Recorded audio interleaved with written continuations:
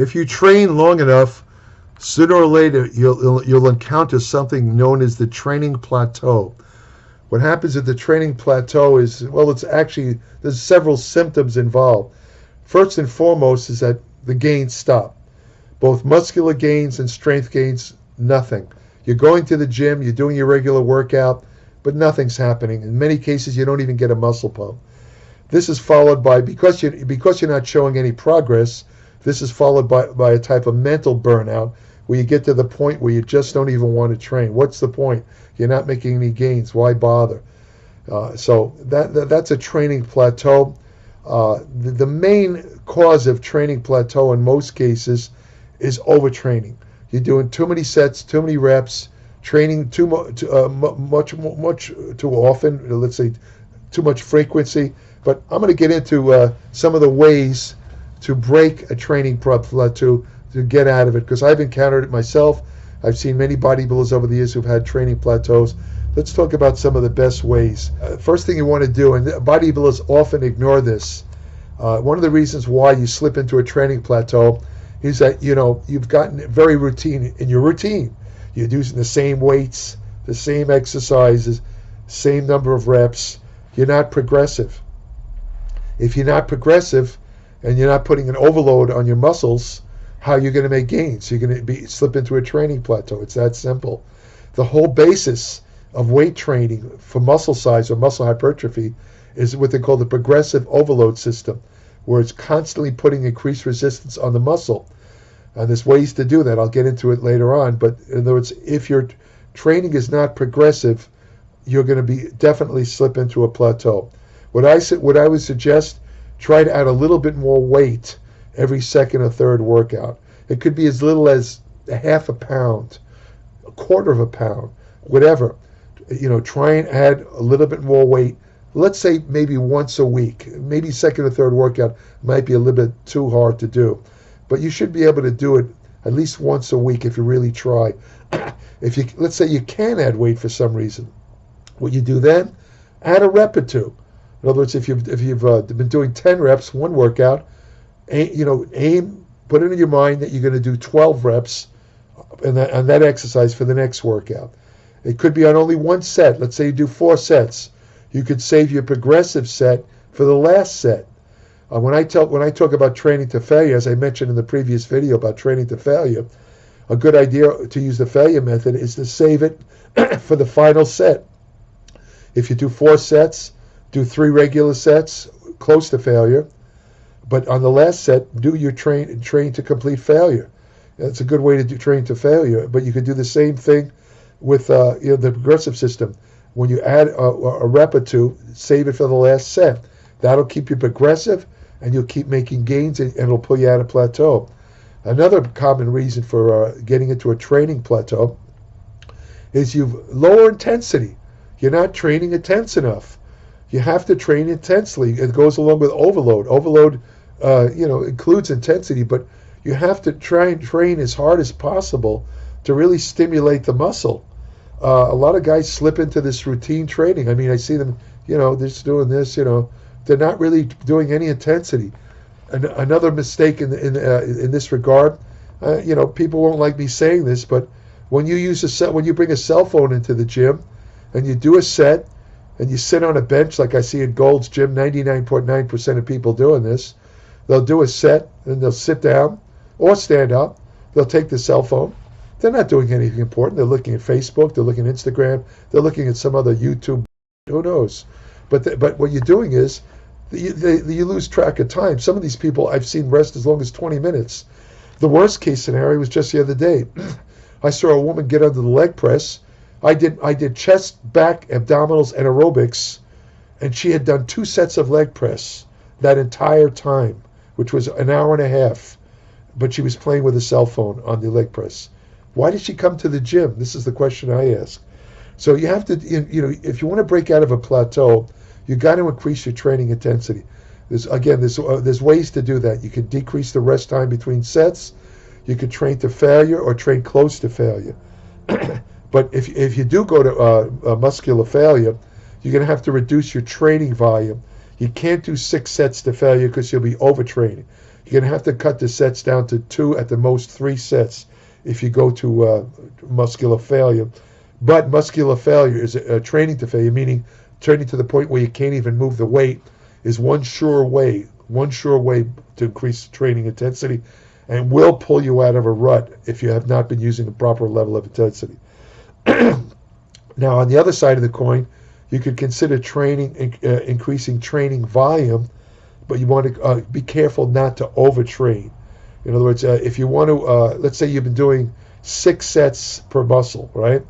Now, if you increase sometimes to 8, maybe even 10 sets, that alone will often pull you out of plateau because your muscle's simply getting more work. But it's a kind of slippery slope here, because you might be tempted to add more and more sets, because if you start to make gains on 10 sets after not making them on 6, you might say, well, now I'm going to do 20 sets or 30 sets. But the truth is, as Bill Pearl, who was a 4-time Mr. Universe winner, as he once accurately said, no one needs to do more than 15 total sets per muscle group under any circumstances. Nobody. I don't care who you are. I don't care what your genetics. I don't care what drugs you're taking. If you're training correctly, nobody needs to do more than 15 sets per muscle group, and in many cases you don't even need to do that many sets. I found from experience, my bicep and tricep, which are small muscles, I found that 9 sets for biceps, 9 or 10 sets for triceps is all I can take.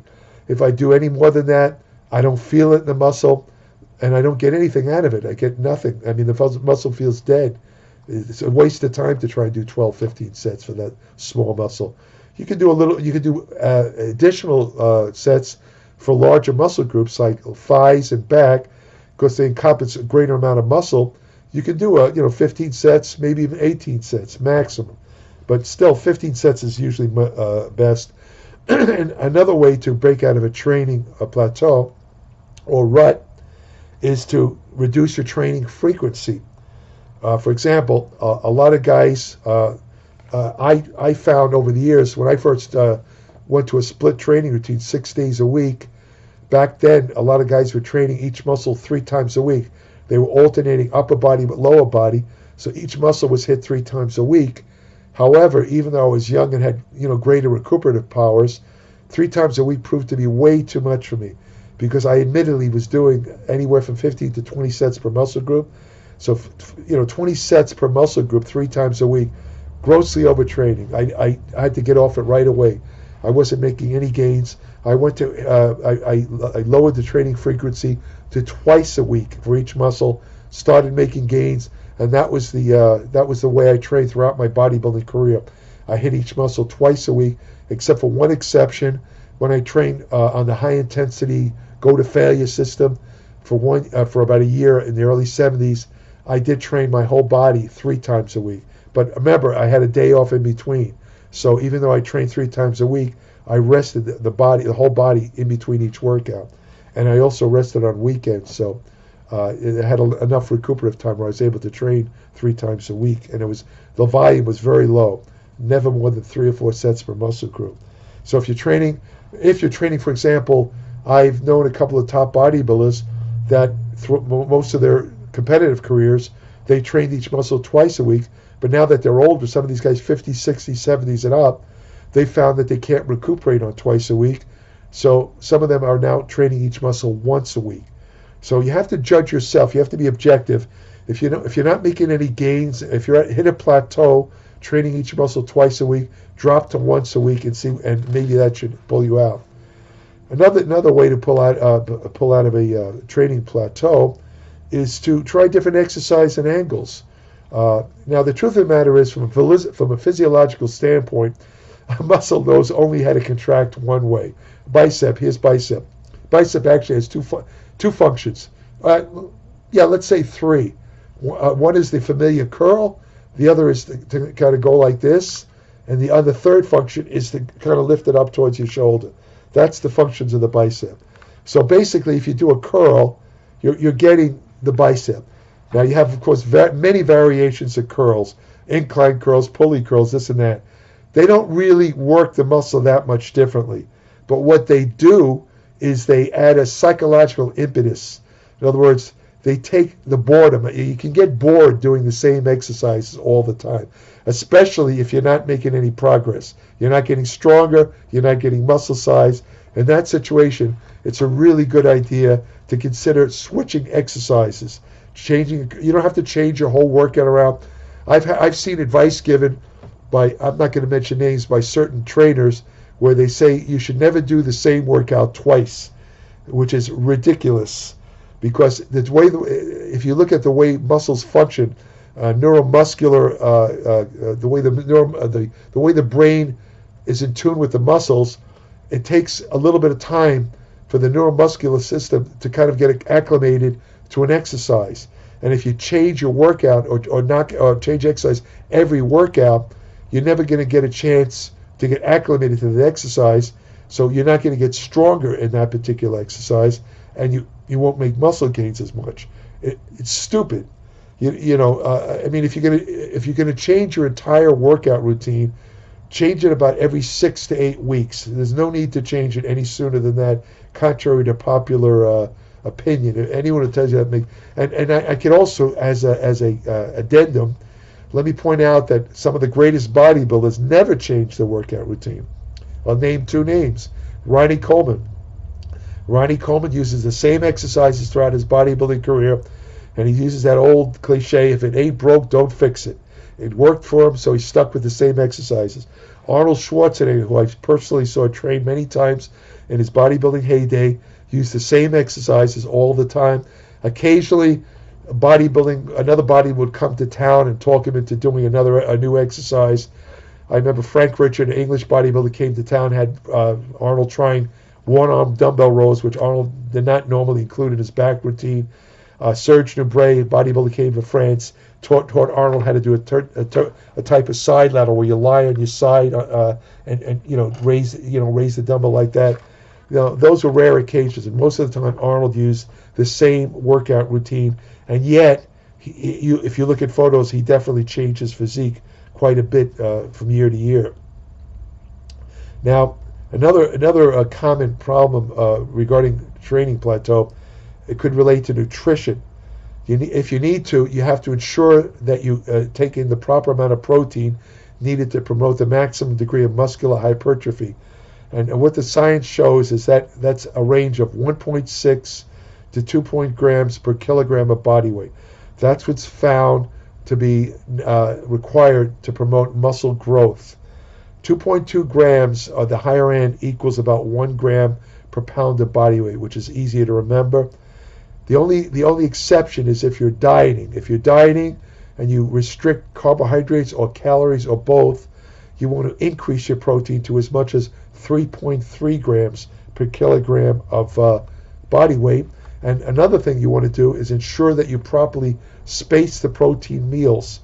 You want to have protein ideally about every 5 hours, because amino acids, after a protein meal, amino acids last in the blood for about 5 hours, although muscle protein synthesis actually peaks in about 2.5 hours. But in other words, it's a good idea to eat smaller meals about maybe every 5 hours, if possible, if you want to have the maximum protein utilization for muscle hypertrophy. So if you're not eating enough protein, again, you're going to hit a training plateau. You also want to, another thing that's often overlooked is dietary fat, especially natural bodybuilders who don't use any anabolic steroid drugs or anything like that. People don't realize that to maintain normal testosterone synthesis in the body, you have to take in 20% of your daily calories have to be in the form of fat. And the type of fat found to be most useful for that purpose is 2 types. Monounsaturated fat, such as found in extra virgin olive oil and nuts, and other sources like avocado. And the other source is saturated fat, which is often called the evil fat. Some people associate it with cardiovascular disease, which is not really true, but that's another story. But, again, if you're not ingesting at least 20% of your daily calories as fat, you're not going to have your testosterone level drop by a rock. Also, if you go on a diet and reduce your calories excessively, like for a man, that would be, let's say, going below 1,200 calories a day, your testosterone could drop as much as 80%. That would definitely cause a training plateau. Now, another macronutrient that you should probably talk about is carbohydrates. Right off the bat, you should know carbohydrates are not essential. There's no dietary requirement for carbohydrates simply because what your body needs is glucose. The carbohydrates circulating in your blood is glucose. The glycogen that's stored in your muscles that powers anaerobic exercise such as weight training and bodybuilding training is basically just long chains of glucose. So what you need is glucose. Your body can make glucose from other things: amino acids, glycerol from fat, lactate produced during exercise. All of these things can be converted in the liver into glucose in a process called gluconeogenesis. Does that mean you should never eat carbohydrates? No.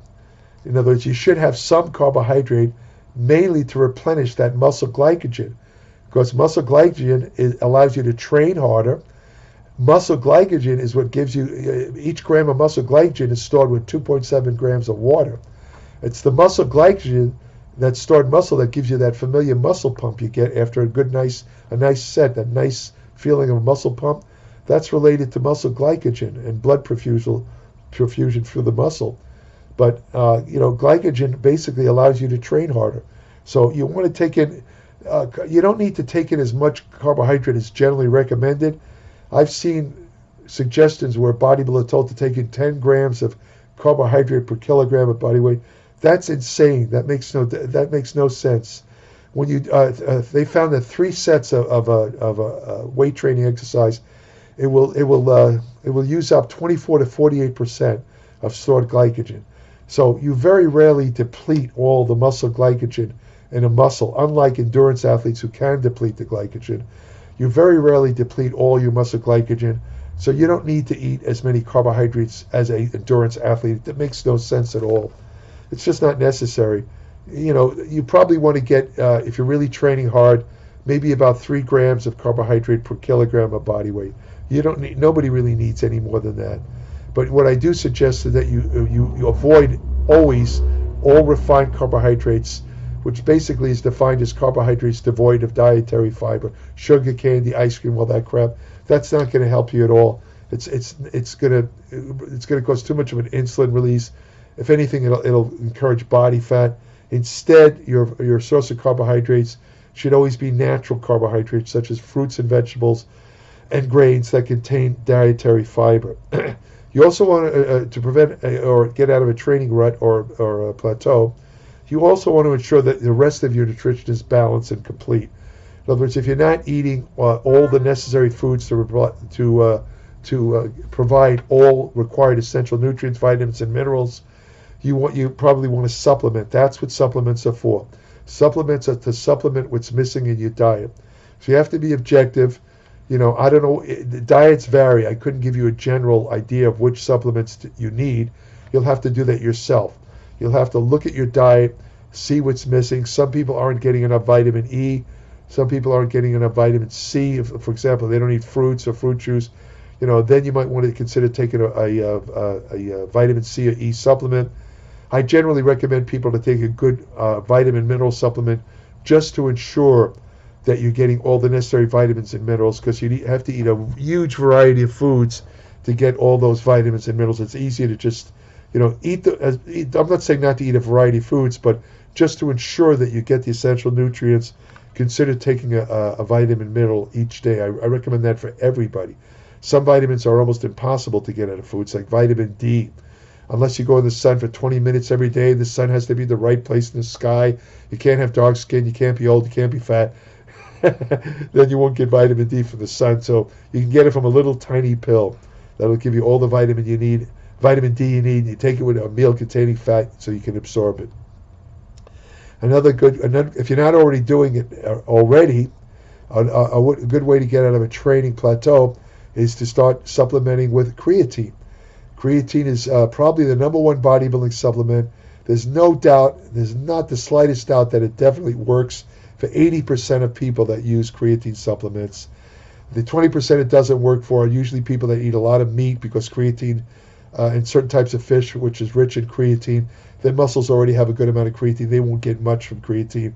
Vegans get tremendous effects from taking a creatine supplement, but anybody who's involved in weight training who hasn't been taking creatine, when you take creatine, it'll allow you to train harder, it'll allow you to recover better between workouts, and all of this will help pull you out of a training plateau. In case you're wondering which type of creatine supplement to take, go with creatine monohydrate. It's 99% creatine, 1% water. It was the original creatine. It's still the best. Don't fall for the hype of these exotic, high-tech creatines.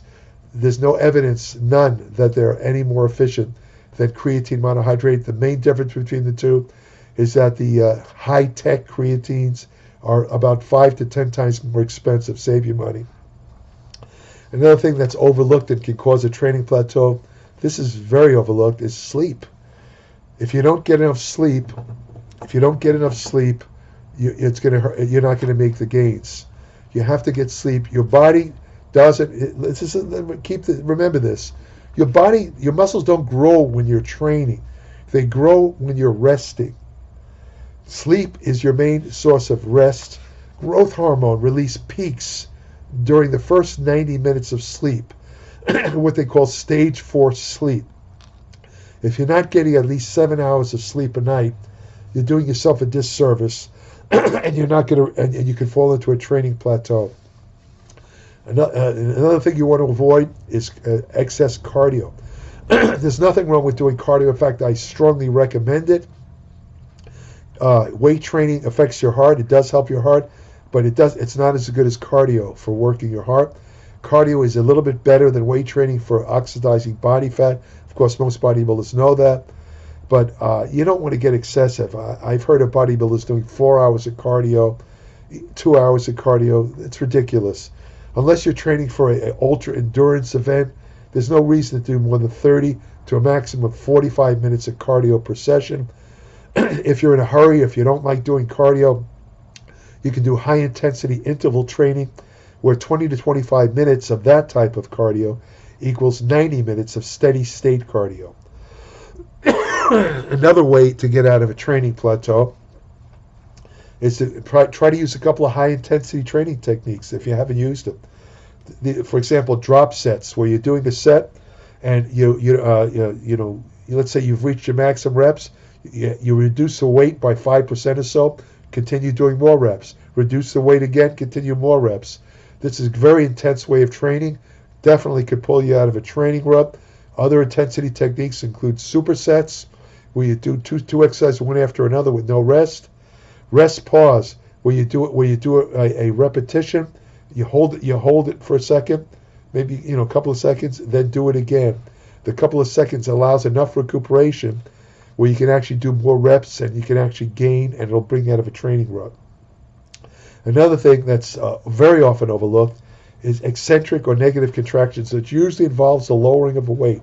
Eccentric contractions actually cause more muscle fiber damage than concentric contractions, which is the raising of a weight. And the muscle damage, the body compensates by thickening the muscle fibers, and that's muscle hypertrophy. I've read studies where they've had elite powerlifters who could not make any gains.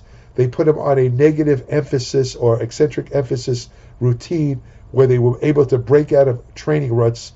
Some of these guys have been in a training plateau for 5 years, but when they did the eccentric training, they broke out of the training plateau.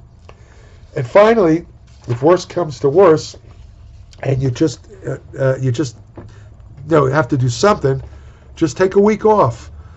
Sometimes just resting a week will recharge you and let your muscles recuperate to the extent where you can go back and make gains. You're not going to lose a lot of muscle if you only rest a week. Don't worry about it. So that's the final thing. And all of these things, should choose what you want. They'll definitely bring you out of a training plateau. If you want more information on nutrition, exercise science, anti-aging research you can use today, supplement science, which supplements work, which ones don't. ergogenic aids, hormonal therapy, women's health and fitness, many more topics covered by any other digital publication. Subscribe today to my Applied Metabolics newsletter, www.appliedmetabolics.com. It's 40 to 50 pages every month, no advertisement, pure evidence-based information that also includes my nearly 60 years of training experience, which you can't put a price on, you can't match. Not many people can match that who are still alive. So subscribe today, and when you subscribe, I'll send you an invitation to join my private Applied Metabolics Facebook page, where each day I post new information on nutrition, exercise, science, and general medicine. I also have an email portal on my Applied Metabolics webpage, where current subscribers only, I don't accept unsolicited questions, can ask me short questions about anything they read in Applied Metabolics or anything that comes to mind. I'll be happy to answer. Only current subscribers. So that's about it. If you want to have the best friend you'll ever have, go to your local shelter, adopt a dog. Thank you for listening.